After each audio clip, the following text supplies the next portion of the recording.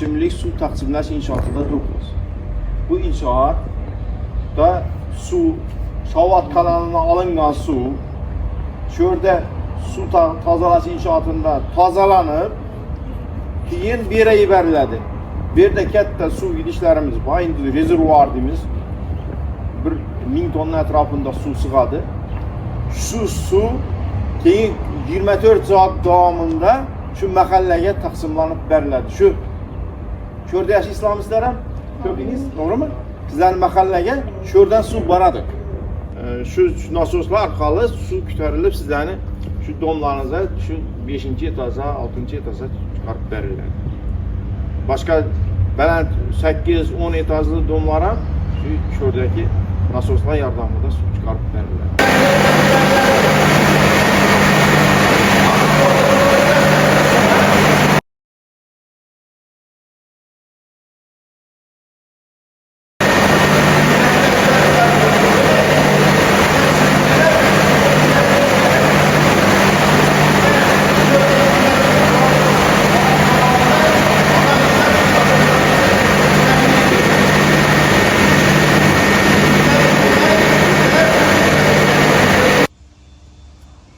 Gelecekte oynarken elbette şunu diyecektim oynamak. Hammayız gelecekte ata-onangizni shu bir yerda obro'li inson bo'lishni, ota-onangizga o'zlaringiz farzand tutib, o'zlaringiz farzand ko'rishni, oila qurishni istaysizlar, to'g'rimi? Shu vatanimizni yoki shu qalada shuni turibdi hozir odamlar yo'q. Yoki odamlar tashlab ketgan. Faqat bir sababdan, uqam bo'lsa, suv yetishmovchiligidan. Suv yetishmagandan keyin yashab bo'lmaydi, shu yerda hayot bo'lmaydi.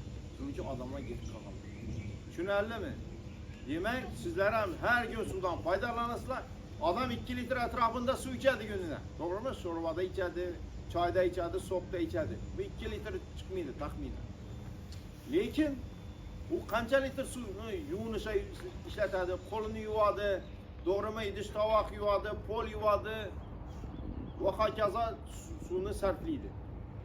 Shuning uchun sizlar albatta suvni tejashga harakat qilishingiz lozim. Har bir harakatingizda, har bir suvdan foydalanayotgan paytingizda suvni tejashga odatlaninglar.